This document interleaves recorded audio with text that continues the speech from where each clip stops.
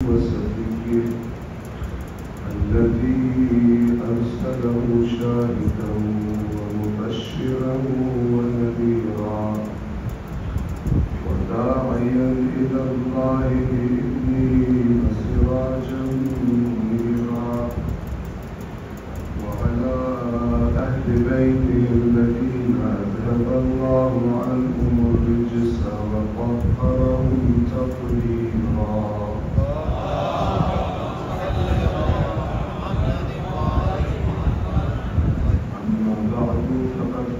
الله تعالى في القرآن الحكيم وهو أصدق القائلين.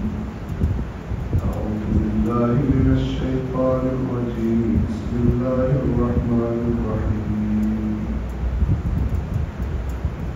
وإذ أخذ الله ميثاق الذين أوتوا الكتاب لتبيننه للناس ولا تكتمونه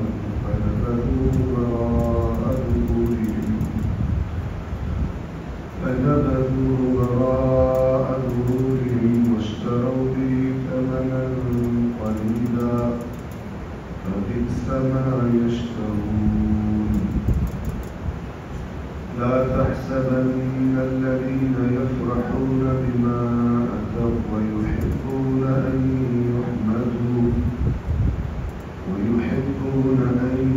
يحمدوا بما لم يفعلوا فلا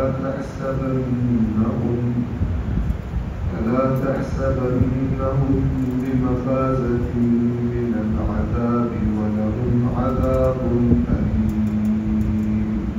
صدق الله العلي العظيم. صدق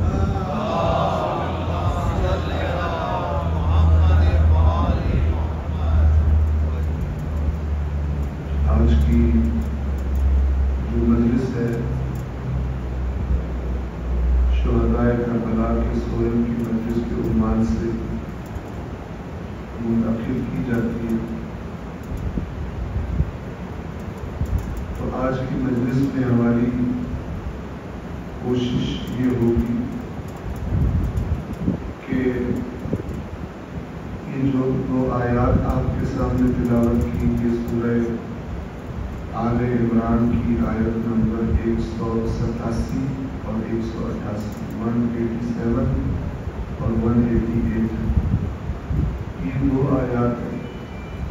یہ آیات اور ایک امام حسین علیہ السلام کا خطبہ کہ جو امام نے جب امام مکہ مکرمہ میں موجود تھے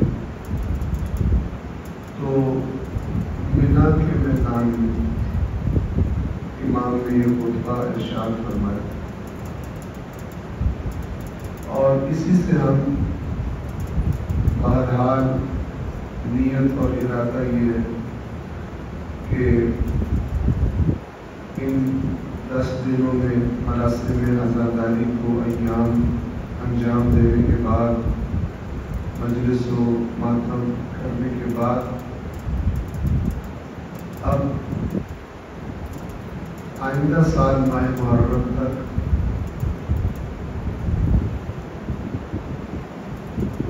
زندگی گزارنے کے لیے ہم نے ان ایام سے کیا رہنمائی ہوئی. ایک صلوات پڑھ رہے ہیں.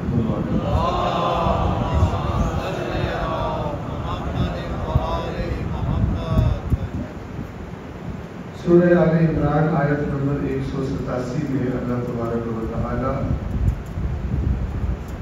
اس طرح سے ارشاد فرماتا ہے وَإِذْ أَخَذَ اللَّهُ مِيثَاقَ الَّذِينَ أُوتُوا الْكِتَابَ.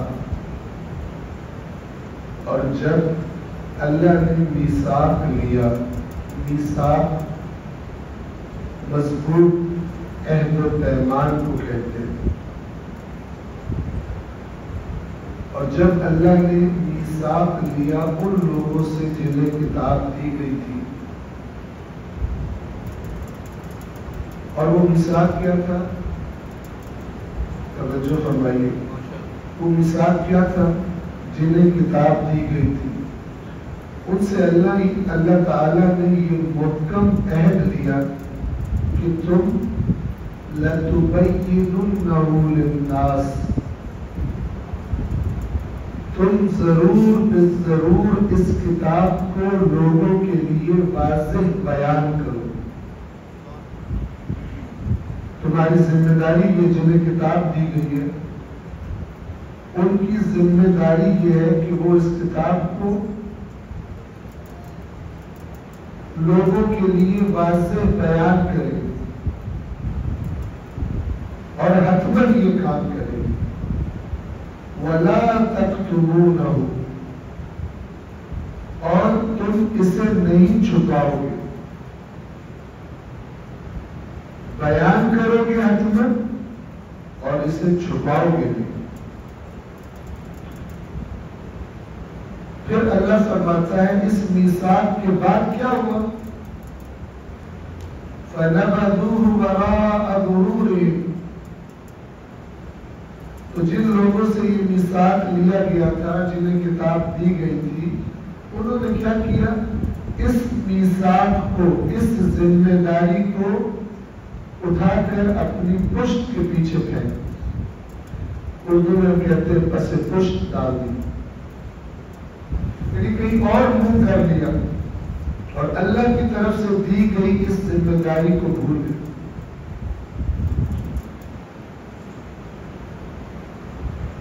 یہ آیت قرآن کی دیگر بہت ساری آیات کی طرح اہل کتاب کے بارے میں اتری ہے، اور چونکہ اللہ کی کتاب کو عوام الناس کے سامنے بیان کرنے کی بات ہو رہی ہے اور اسے نہ چھپانے کی بات ہو رہی ہے، تو یہاں سے سمجھ آتا ہے کہ خاص طور پر علماء مراد، خاص طور پر، چونکہ ایک عام بندہ اس پوزیشن میں نہیں ہوتا کہ وہ کتاب خدا لوگوں کو بیان کر رہا ہو سکتا ہے لیکن عام طور پہ ہوتا نہیں۔ تو کون لوگ ہوتے ہیں جو اس بات کے ٹھیکیدار بنے ہوئے ہوتے ہیں کہ دین ہمیں بتا رہے ہیں؟ کون ہوتے ہیں؟ عالم۔ توجہ فرمائیے گا، قرآن پڑھنے کے جو اصول ائمہ نے بتائے اس کے مطابق اللہ کے رسول کی، اللہ کے آخری رسول صلی اللہ علیہ وآلہ وسلم کی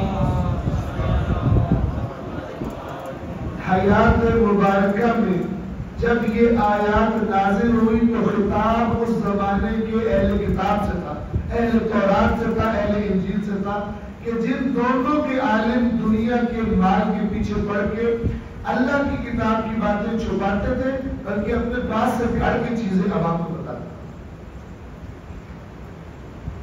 تو اللہ تعالیٰ فرما رہا ہے ان سے یہ میثاق لیا تھا کہ تم جو اللہ نے نازل کی ہے کتاب اور تمہیں دی ہے اس کو ضرور اپنی عوام کو بتاؤ اور نہیں چھپاؤ۔ ظاہر ہے جب نبی موجود ہے تو یہ نبی کی ذمہ داری ہے، جب نبی چلا گیا تو جو بھی خود کو نبیوں کا وارث کلیم کرے آٹومیٹیکلی خود بخود ان کی سب سے پہلی ذمہ داری ہے اللہ تعالیٰ کی کتاب کو لوگوں کو بیان کرنا۔ یہ آپ سنتے بھی جائیں اور ہم اپنے معاشرے کو، اپنے ماحول کو نگاہوں میں رکھتے بھی جائیں کہ کتنا یہ ذمہ داری ادا کی جا رہی ہے۔ اس وقت خطاب ان سے تھا لیکن اب قیامت تک خطاب ہم سے بھی۔ یہ تو نہیں ہے کہ یہود و نصارہ تورات و انجیل ان کے علماء نہ بیان کریں، اپنی باتیں بتانے شروع کر دیں، وہ تو مجرم ہے، لیکن اہل قرآن وہ قرآن کو نہ بیان کرے، اپنی عوام کو قرآن سے آشنا کرے تو وہ بالکل ٹھیک جا رہے ہیں۔ تو فرمایا فَنَبَذُوهُ وَرَاءَ ظُهُورِهِمْ، تو انہوں نے اس ذمہ داری کو اٹھا کے پس پشت پھینک دیا۔ کیوں کیا ایسا؟ کیا کمی تھی اللہ کی کتاب میں؟ کون سا مقصد تھا جو اللہ کی کتاب سے حاصل نہیں ہو رہا تھا؟ اللہ فرماتا ہے وَاشْتَرَوْا بِهِ ثَمَنًا قَلِيلًا، اور اس اللہ کی کتاب کو بیان نہ کرنے کے بدلے میں انہوں نے تھوڑا تھوڑا مال لینا شروع کیا۔ آپ دیکھیں قرآن میں جہاں بھی اللہ کی کتاب کے ساتھ گڑبڑ کا معاملہ آیا ہے اللہ نے سبب یہی بتایا کہ یہ کمائی کرنا چاہتا ہے، اور اللہ کی کتاب میں جو باتیں لکھی ہوئی ہیں گویا ان کو بتانے سے کمائی صحیح طرح نہیں ہوتی،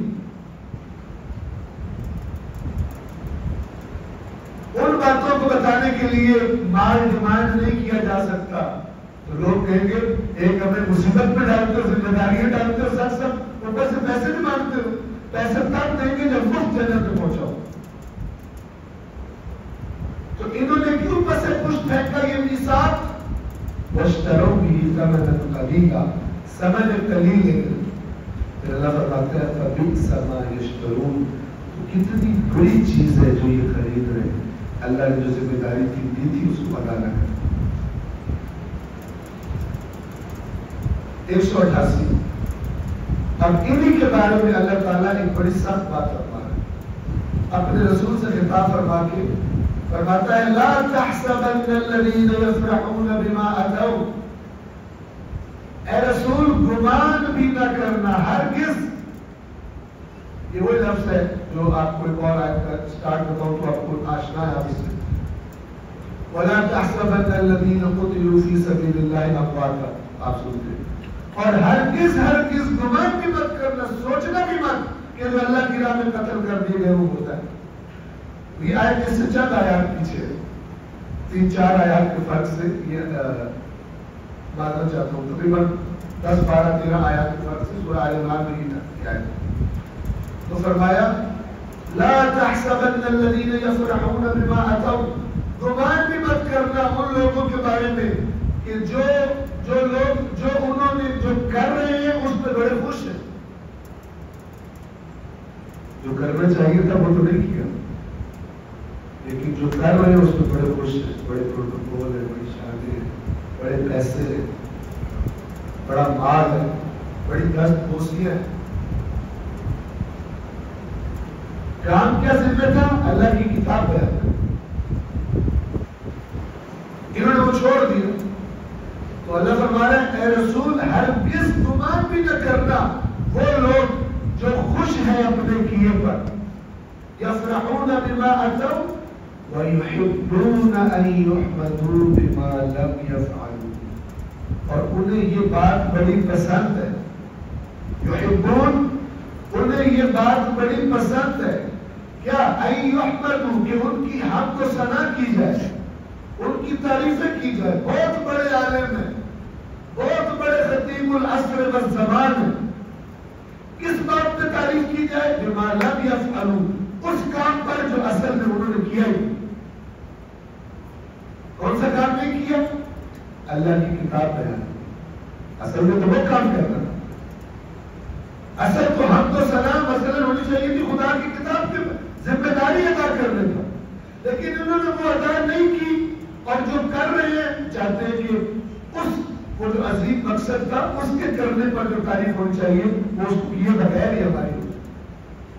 جو کر رہے ہیں بغیر کتاب خدا کے بیان کی اس پہ خوش ہیں اور چاہتے ہیں کہ اس پر ان کی حمد و ثنا کی جائے جو کام انہوں نے کیے.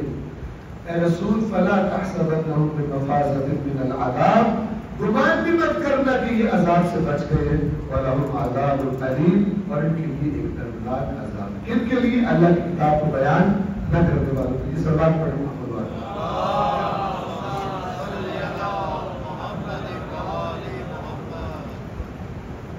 یہ بات آپ کی خدمت میں عرض کروں. آج سے چند سال پہلے میں یثرب کے نماز جمعہ میں جب وہ سفر سے واپس آیا تھا تو یہ میں نے بیان بھی کیا. آیت اللہ سستانی کی خدمت میں حاضر ہوئے تو میں نے ان سے کہا آگا میری خواہش ہے کہ میں درس قرآن دیتا ہوں تو آپ جو ہے نا اپنی طرف سے چند نکات قرآن مجید کی اہمیت کے بارے میں بول دیجیے. اللہ نے لاکھوں کروڑوں دنوں میں آپ کی محبت، آپ کی حقیقت ڈالی ہے تو آپ کا جب نام ہوگا تو ذرا اور علم ہو جائے گی کہ آگے نے مذہب کس طرح سے. انہوں نے جو جواب میں مجھے فرمایا انہوں نے یہ کہا کہ پہلی بات یہ کہ دین اسلام کی اصل اور بنیاد قرآن ہے. آپ کو پتہ ہے ثقلین میں سے روایات میں پتہ ہے ثقل اکبر، ثقلین کون؟ قرآن اور اہل بیت. ثقل اکبر بڑا قرآن، روایات اہل بیت میں بڑا واضح ہوتا ہے. کیوں؟ اس لیے کہ اللہ کے حکم کو، اللہ کے نبی کو بھی فالو کرنا ہے، اہل بیت کو بھی فالو کرنا. جیسے قرآن کی 10 آیات اس کی گواہی دیں اور جیسا کہ جو بھی ہم سے ہمارے بارے میں سنو قرآن کے خلاف و برد قبول کرو. بہت مواد ہے، بہت روایات ہے، لیکن افسوس کی اگنور شدہ ہے ہمارے معاشرے میں۔ انہوں نے فرمایا کہ پہلی بات یہ کہ اسلام کی اصل اور بنیاد قرآن ہے۔ دو، اللہ کے رسول کی اصل ذمہ داری لوگوں کو قرآن پہنچانا۔ تین، اہل بیت اطہار کی اصل ذمہ داری قرآن مجید کی۔ چار، وہ عالم جو اہل بیت اور رسول کی سیرت نقش قدم پر چل رہا ہو، اس کی بھی اصل اور بنیادی ترین ذمہ داری لوگوں کو قرآن بیان کرے۔ آپ ذرا نظریں اٹھا کے دیکھیے موسیقی،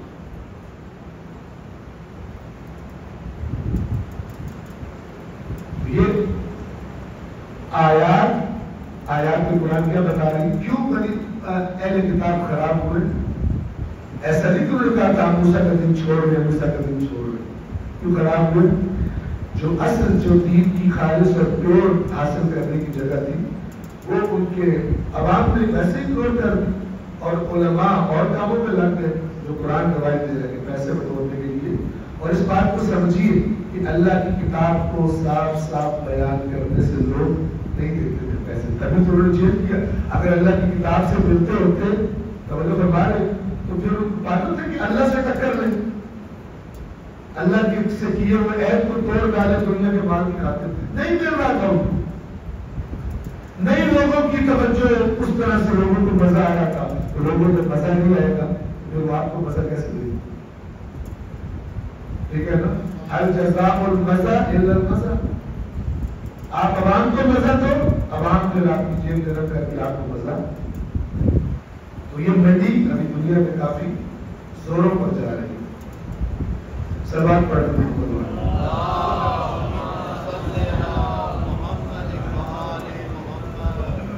ان دو آیات کے بعد میں نے آپ سے عرض کیا تھا کہ امام حسین علیہ السلام کا خطبہ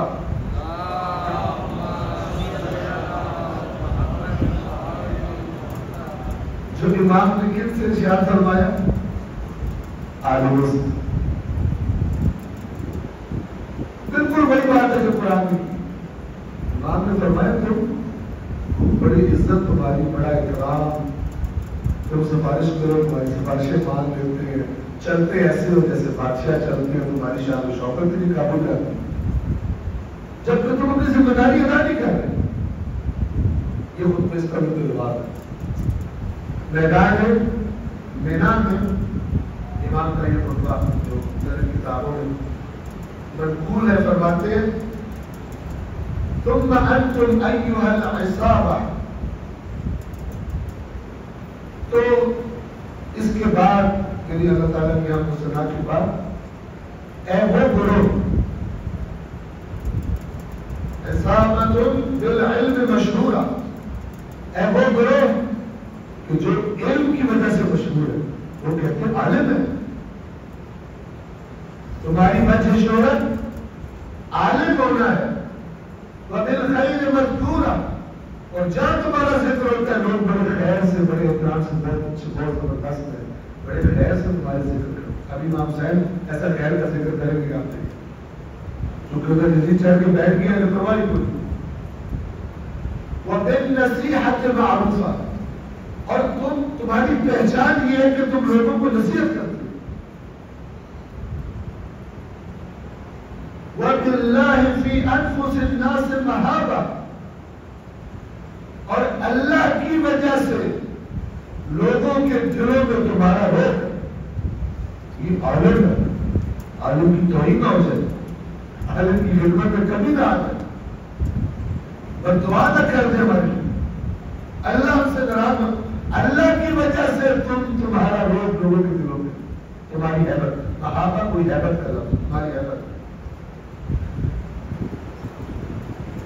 یہابکم الشریف ویکرمکم الضعیف، جو باشرف لوگ ہیں معاشرے کے ان پر بھی تمہاری ہیبت ہے، اور جو معاشرے کے ضعیف لوگ ہیں وہ بھی تمہارا احترام کرتے۔ کس وجہ سے؟ اللہ کے دین کی وجہ سے، کہ تم اللہ والے ہو، ان کی نظروں میں اللہ والے ہو، اللہ کے نمائندے ہو تم۔ وَيُؤْثِرُكُمْ مَنْ لَا فَضْلَ لَكُمْ عَلَيْهِ، اور تمہیں وہ بھی ترجیح دیتا ہے جس پر تمہیں کوئی ترجیح ہے نہیں. تم بھی نسلی نظم ہو رہے لیکن تمہارے عالم ہونے کی وجہ سے وہ آگے پوچھنا شروع کر لفظ نہیں مانتے. تمہیں وہ لوگ ترجیح دیتے ہیں جن پر تمہیں کوئی ترجیح ہے نہیں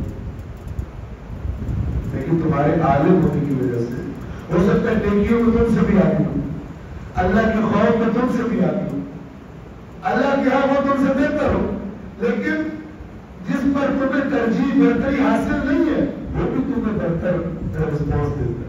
آغا صاحب تشریف لا رہے ہیں. وَلَا يَدَ لَكُمْ عِنْدَهُ, اور نہ ہی تم کو اس کی قدرت رکھتی. وہ نہ لکھتا ہے تو کیا کر لو, وہ نہ بلائے امیدوں کا مجلس میں کیا کر لو, لیکن وہ بھی تمہارا بڑا احترام ہے. کوئی اتھارٹی نہیں تمہارے پاس کہ تم اسے پکڑوا سکو, گرفتار کروا سکو, کیس بنا سکو. نہ تمہیں کوئی برتری حاصل ہے اس کو, نہ تمہیں کوئی قدرت حاصل ہے, لیکن وہ تمہارا احترام کرتے ہیں. ویسے تمہیں ٹریٹ کرتے جیسے تم برتر ہو, ویسے تمہاری بات مانتے جیسے تم ان میں پاور رکھتے ہو.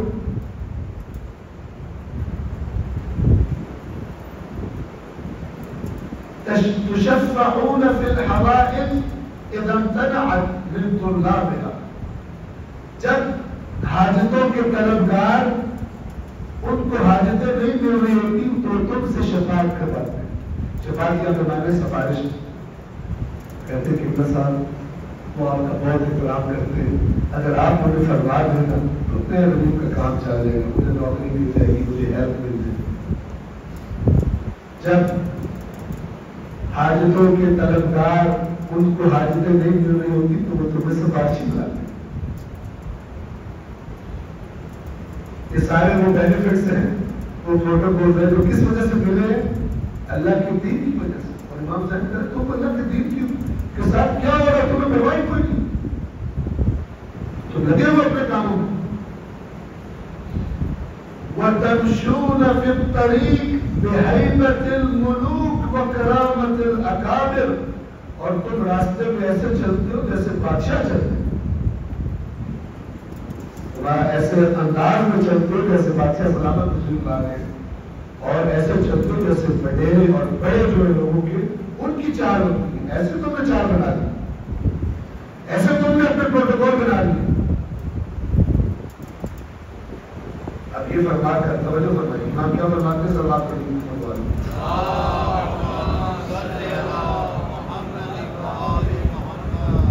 کیونکہ امام تکلیف میں ساتھ نہیں دے رہے ہو, جن کی سب سے پہلی ذمہ داری ہے امر بالمعروف اور نہی عن المنکر.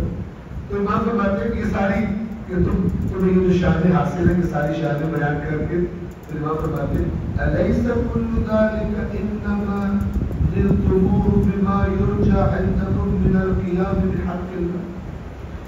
کہ ایسا نہیں, یہ ساری کی ساری جو شان تمہیں حاصل ہے یہ اس لیے تمہیں ملی ہے, یہ شان تمہیں اس لیے ملی ہے اس لیے کہ تم سے امید ہے کہ جب اللہ کے حق کی بات ہوگی سب سے پہلے تم اٹھو, جب حقوق اللہ کی بات ہوگی تم سب سے پہلے قیام کرو گے. اس امید کی وجہ سے یہ ساری شانیں تمہیں ملی ہوگی, تم اللہ کے نمائندے ذمہ دار ہو.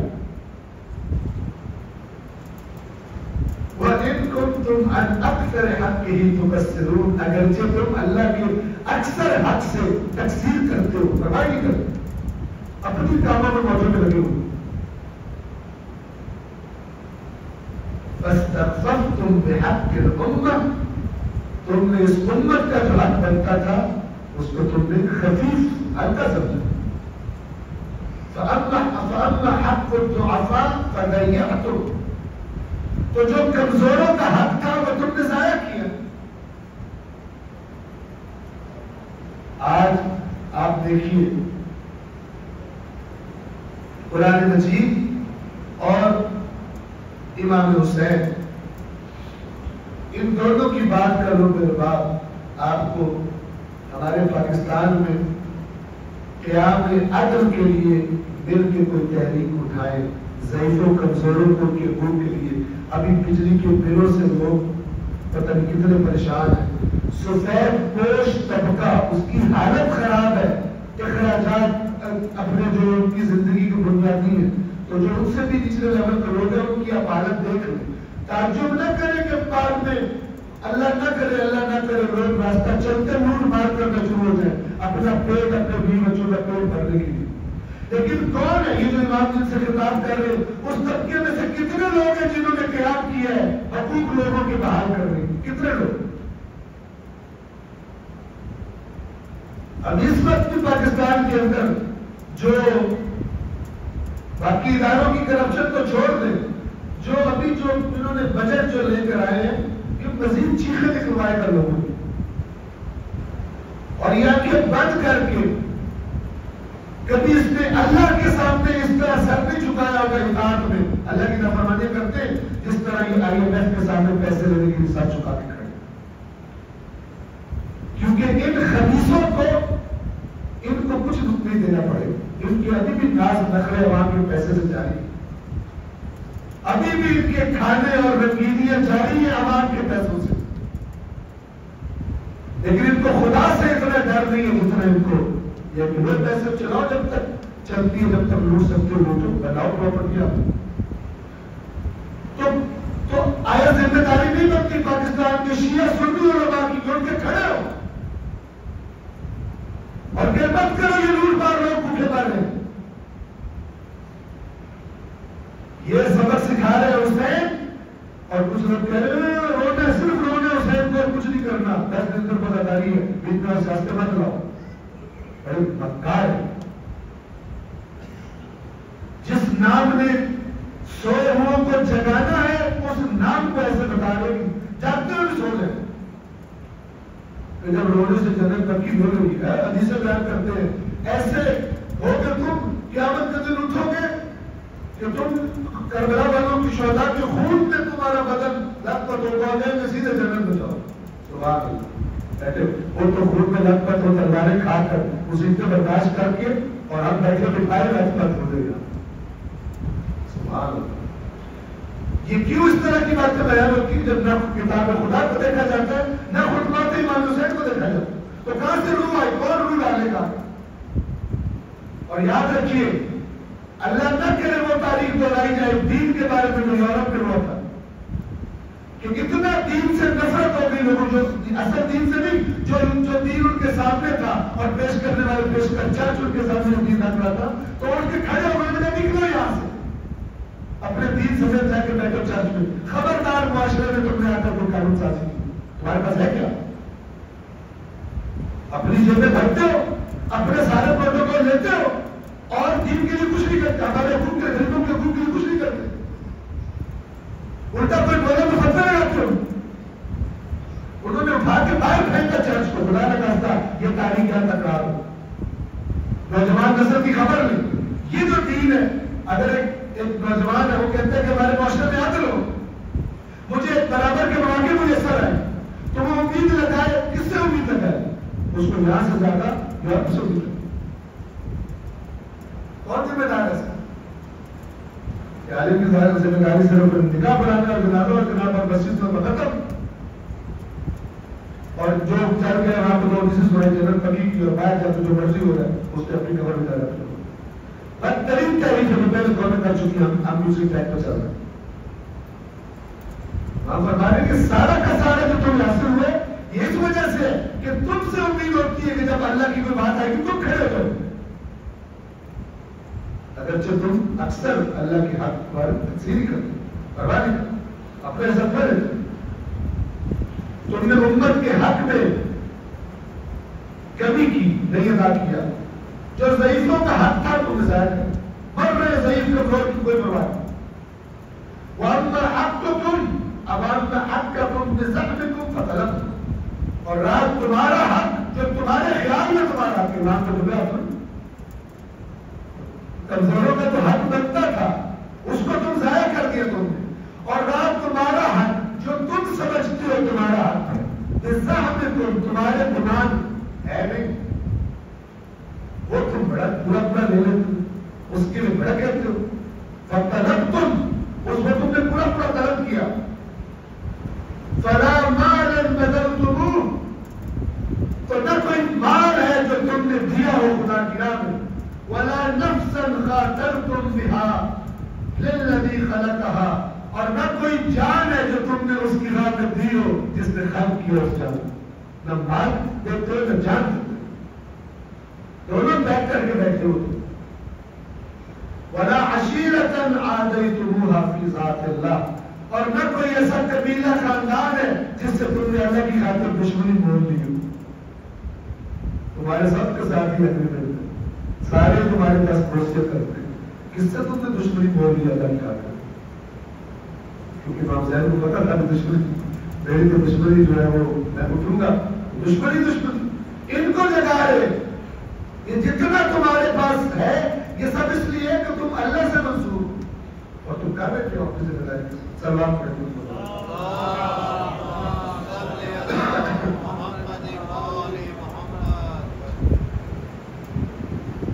انتم تتمنون علی اللہ جنتہ، تمہاری تمنا کہ اللہ کی جنت تمہیں ملے، ومجاورۃ رسول، اور تم رسولوں کے جواب پوائنٹ تک بات میں جگہ پاؤ، ومجاورۃ رسول، اور تم کہتے ہو تمہاری تمنا یہ ہے کہ تم اللہ کے رسولوں کے ہمسائے بنو جنت میں،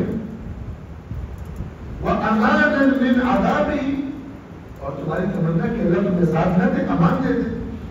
لَقَدْ خَشِيتُ عَلَيْكُمْ أَيُّهَا الْمُتَمَنُّونَ عَلَى اللَّهِ، اللہ کی قسم، یہ لقد قسم کے لیے استعمال ہوتا ہے، تو یقیناً مجھے خوف ہے، کون کہہ رہے امام حسین، مجھے خوف ہے تمہارے بارے میں، اے اللہ کے ساتھ تمنائیں رکھنے والوں، تمہیں جنت کی تمنا، مجاورت رسولوں کے جوار کی تمنا، تمہیں اس کی تمنا، مجھے تمہارے بارے میں ڈر ہے کہ ان تحل بکم نقمۃ من نقماتہ، مجھے ڈر ہے کہ اللہ کے عذابوں میں سے کوئی عذاب تم پر آ پڑے، تم جوار رسول تمنا کر رہے ہو اور تم جنت کی تمنا، ذمہ داری تم اپنی ادا نہیں کر رہے، ایک تو ذمہ داری ادا نہ کرنا، ایک دفعہ ہے کہ الٹا اور سنانا کہو،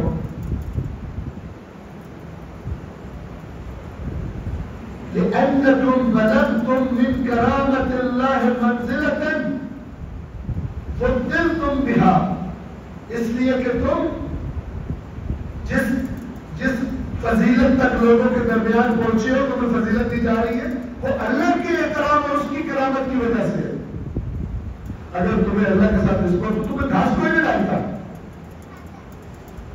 جس طرح تم ہو، اللہ کی بزرگواری کی وجہ سے تمہیں فضیلتیں مل رہی۔ وَمَن يُعْرَفْ بِاللَّهِ لَا تُكْرَمُونَ، اور جس شخص کی پہچان اللہ سے ہوتی تم اس کا احترام نہیں کرتے، وہ اپنے بارے میں کہتے، یعنی اس کے بعد کا احترام نہیں کرتے، ویسے تو امام حسین کا بڑا احترام کرتے۔ وَأَنْتُمْ بِاللَّهِ فِي عِبَادِهِ تُكْرَمُونَ، اور جبکہ اللہ ہی کی وجہ سے اللہ کے بندوں میں تمہارا احترام ہوتا ہے، لیکن تم اللہ کی خاطر نہیں احترام کرتے، تم اسی مالداروں کو نہ کرتے ہو۔ اب دیکھیں، وَقَدْ تَرَوْنَ عُهُودَ اللَّهِ مَنْقُوضَةً، اور تم دیکھ رہے ہو اللہ کی عہد توڑ دی گئی، اللہ کے عہد تم دیکھ رہے ہو توڑ دیے گئے ہیں، فلا تفزعون، اور تمہاری آواز بھی بلند ہوتی، وَأَنْتُمْ لِبَعْدِ ذِمَمِ آبَائِكُمْ تَفْزَعُونَ، اللہ کے عہد توڑے جانے سے تمہاری کوئی آواز نہیں نکلتی، تمہارے باپ دادوں کا کوئی عہد ٹوٹنے لگے تو تم بڑے چیخنے لگتے، ہمارے ابا نے یوں کہا تھا، ہمارے ابا یوں دادا یوں کرتے تھے، اس پہ تمہیں جوش آتا ہے؟ اللہ کے عہد ٹوٹنے پہ تمہیں کوئی جوش نہیں آتا۔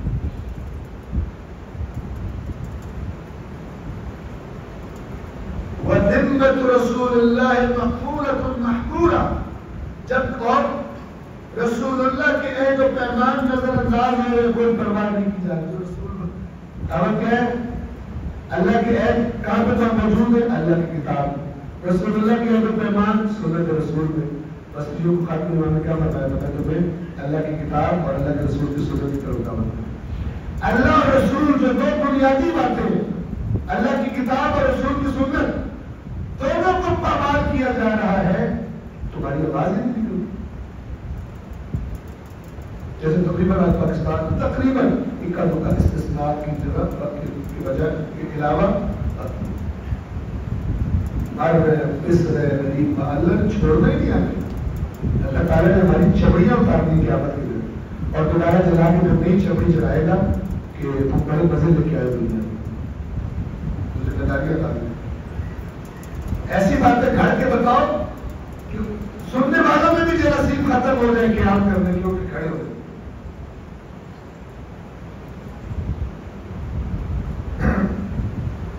والعمي والبكم والزمنا في المدائن مهملا اور اندھے اور بہرے اور محتاج لوگ شہروں میں نظر انداز ہو کے پڑے ہوئے, ان کا پوچھنے والا کوئی.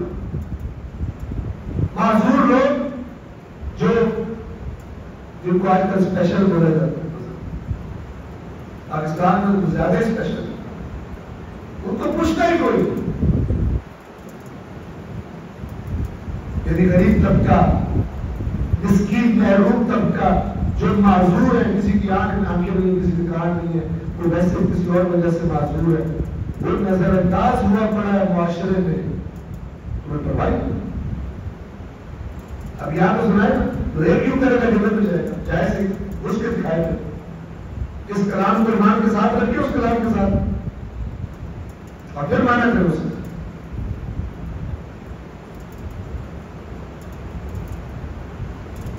لا ترحمون,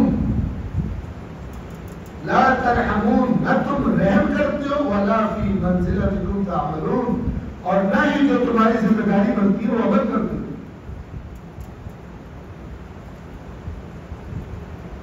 اس کا جو ترجمہ یہاں لکھا ہو وہ کر رہا ہوں تاکہ واضح ہو جائے. تم لوگ نہ تو خود اپنا کردار ادا کر رہے ہو, نہ تم ان لوگوں کی مدد کر رہے ہو جو بیچارے غریب معاشرے میں محروم پڑے. ولا من عمل فيها تعينون, وہاں پر بھارے نہ تم ان لوگوں کی مدد کرتے ہو جو یہ کام کر رہے, ان کی ہیلپر بھی نہیں ہو, یا تو تم خود کرتے ہیں یا کم از کم جو کر رہے ہیں ان کے مددگار بن جاتے ہیں, تم وہ بھی نہیں کرتے. اپنی جیب تمہیں بڑی فکر ہے. وَبِالْإِتِّهَامِ وَالْمُسَامَحَةِ عِنْدَ الظَّلَمَةِ تَأْمَنُونَ, اور خوشامدوں سے اور چلاکیوں چاپلوسیوں سے ظالموں کے نزدیک تم بالکل سیکیور ہو جاتے ہو. کہتے ہیں یہ بڑا ٹھیک, بڑا پرامن عالم دین ہے, بہت ہی نیک ہے, کبھی بھی ان کے زبان سے کوئی فتنہ نہیں سنا. فتنہ یعنی تمہیں ظالم نہیں کہتے, کبھی میں نے ظالم نہیں کہا, کبھی چور کو چور نہیں کہا, کبھی حرام خور کو حرام خور نہیں. بلکہ جو بھی آ جائے اسے پانی دم کر کے دے دیتے, کہتے ہیں اللہ تعالیٰ اس کے کو برکت عطا فرمائے, اللہ آپ کی آسانیاں پیدا فرمائے. کبھی تمہارے منہ سے کبھی دشمنی کی کسی سے تم نے, یہ مت فرمائے. کسی خاندان سے تمہاری دشمنی ہوئی اللہ کی وجہ سے, یہ تو معاشرہ سن سے بھرا پڑا ہے. ایمان کیا آپ سوچیں کتنا مزہ آیا وہ سننے والوں کو. ایمان کو بجٹ کو کہہ رہے تھے خوش آمدی ہو, تم چاپلوسیاں کر کے ظالموں کے ساتھ سیٹنگ بنا لیتے ہو, تم اپنی جیبوں کو بھرتے ہو, اندر بہرے اور افراد جو معذور ہے وہ پڑے, تمہیں پرواہ کوئی نہیں. نہ تم اپنا رول پلے کرتے ہو, نہ جو رول پلے کر رہے ہیں, نہ تم ان کی مدد کرتے ہو. تم کیا لوگ ہو سننے والے کہہ رہے, واہ واہ امام صاحب کیا بات آپ کر رہے ہیں. حالانکہ امام صاحب تو بڑھ کر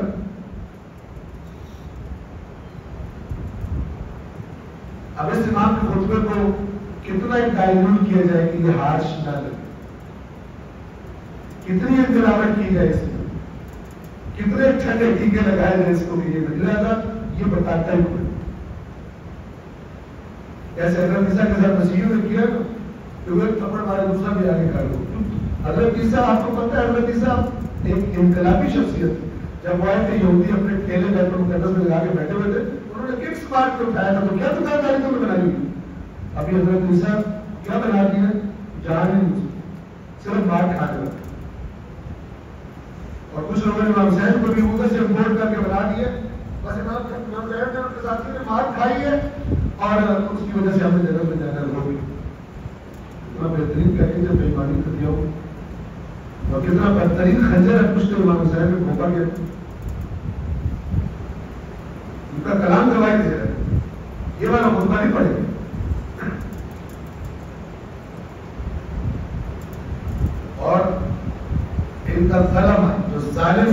ہمارے معاشرے کے جو صاحب اقتدار ہیں ان کی خوشامد امتحان، یہ خوشامدی جملے، مصانعہ چاپلوسی، سیکنڈ بنا لینا، کسی طرح ایڈجسٹ کر لینا خود کو، یہ کر کے تم ظالموں کے ہاتھوں میں امان دے دی گئی، تمہیں کوئی پوچھتا ہی نہیں۔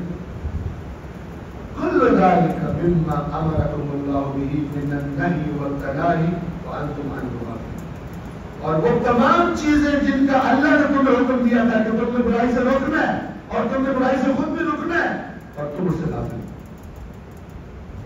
یہ برائی نہیں۔ آپ امام نہیں کہ تم شراب پیتے ہو، تم بدکاری کرتے ہو، تم یہ کرتے ہو، یہ برائیاں نہیں، یہ برائیاں وہی امام کی لسٹ بتا رہی ہے، یہ بہت بڑی برائی۔ آپ کو پتہ ہے میں ایک دفعہ یہاں پر جو کیسرے میں درس ہوتے قرآن کی آیات قرآن بتا چکا ہوں، اللہ نے قیامت کو جھٹلانے والے کی نشانی یہ کہ اس کو مسکین کی پرواہ کوئی، اس کو معاشرے کے محروم طبقے کی پرواہ کوئی، امام صاحب ہے نا، یہ بیچارے محروم پڑے تو میں پرواہ کوئی نہیں، جنت کی طرف گا رکھوں، اور تم جوار رسولوں کے ہمسائے چاہتے ہو۔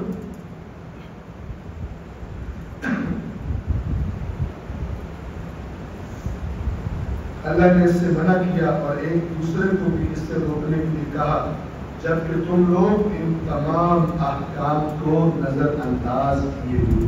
یہ امام کا بنا میں خطبہ ہے، ظاہر ہے کچھ کمی کے ساتھ ایک حصہ میں نے آپ کی خدمت میں بیان کر دیا۔ صلوات پڑھنا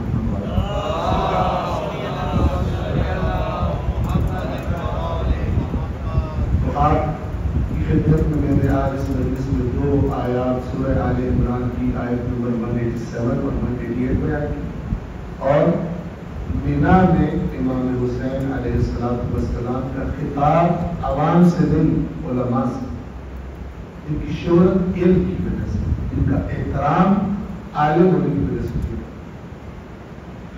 ایک چھوٹی سی بات کر کے میں آپ کے ذہن کو تمام کر رہا ہوں، وہ ایسی ریکویسٹ نہیں ہے کہ جو میں پہلے نہیں کرتا، لیکن تاکیدت بہتر ہو۔ ایک اللہ کی کتاب کو، اللہ کے قرآن کو پڑھنے کو رواج دینے کی کوشش کیجیے، اور اس میدان میں اللہ کے یہاں مجاہدوں میں نام لکھوائے۔ اللہ کی کتاب کو سمجھ کے پڑھنے ایک تحریک برپا کی جائے معاشرے میں، اور جب کوئی آ کے وسوسہ ڈالنے کی کوشش کرے اس کے اتنے معنی تو سورۃ الناس کی آیت پڑھی جائے، وَمِن شَرِّ الْوَسْوَاسِ الْخَنَّاسِ الَّذِي يُوَسْوِسُ فِي صُدُورِ النَّاسِ مِنَ الْجِنَّةِ وَالنَّاسِ۔ قرآن مجید کے بارے میں ایسی بات کرے کہ بندے کے دل میں ایسا ڈر پیدا ہو کہ نزدیک گمراہ ہو جائے۔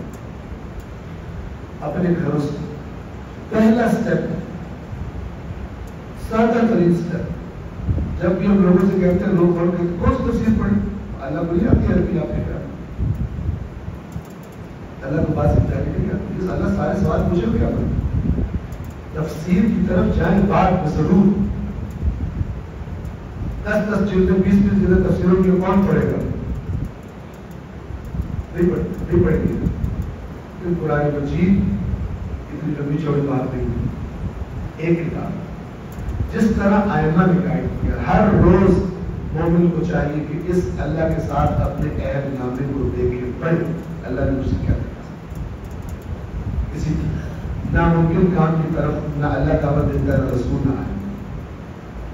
ہر مومن کو چاہیے، ہر مسلمان کو چاہیے یہ لفظ بیان۔ قرآن نے بھی اپنی آیات میں غور کرنے کے لیے کسی خاص طبقے کو نہیں کہا کہ فارغان علماء اور فضلاء آئے اور آگے تدبر کریں، عموم سے خطاب، چونکہ قرآن ہر ایک کے لیے اللہ فرمایا بیان للناس۔ تو آپ کیا کریں، اپنی روٹین کو دیکھتے ہوئے ایک تھوڑا سا ٹائم 10 سے 15 منٹ کا، چاہے 2 آیتیں پڑھیں، لیکن پڑھے ایسے کہ کوئی آپ سے پوچھے کیا پڑھا تو آپ کچھ بتا سکیں۔ اس طرح قرآن کو پڑھتے چلے آپ کو پتہ قرآن میں بہت ساری باتیں تو تکرار، وہ تو آپ کو ویسے ہی یاد چاہیے کہ اللہ کا تکرار کس چیز کی کرتا ہے، اللہ بات پھر ختم کر دیں، ٹھیک ہے، لیکن یہ ختم کے لفظ کو نکال دیں قرآن سے.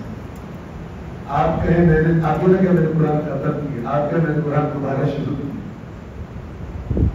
ٹھیک ہے، اس کلچر کو ختم کر، میں نے ختم کر دیا، آپ کو میں شروع کر دیا. جب آخری سورت پڑھیں تو بسم اللہ پڑھ کے سورہ فاتحہ کی چند آیات پڑھ کے تاکہ آپ دوبارہ انٹر ہو چکے ہو. ترجمے کے ساتھ عربی ترک نہیں کرنی، عربی زبان کے لیے اپنا ٹائم رکھیں. عربی کی امپورٹنس اپنی جگہ پر، عربی کی امپورٹنس کا کوئی انکار ہرگز نہیں، لیکن اردو میں آپ اللہ کی کتاب کو پڑھنا شروع کریں، اپنے بچوں کو پڑھائیں. آپ جن اسکولوں میں ہزاروں لاکھ روپیہ دے رہے ہیں وہ نہیں پڑھائیں گے، ٹھیک ہے نا.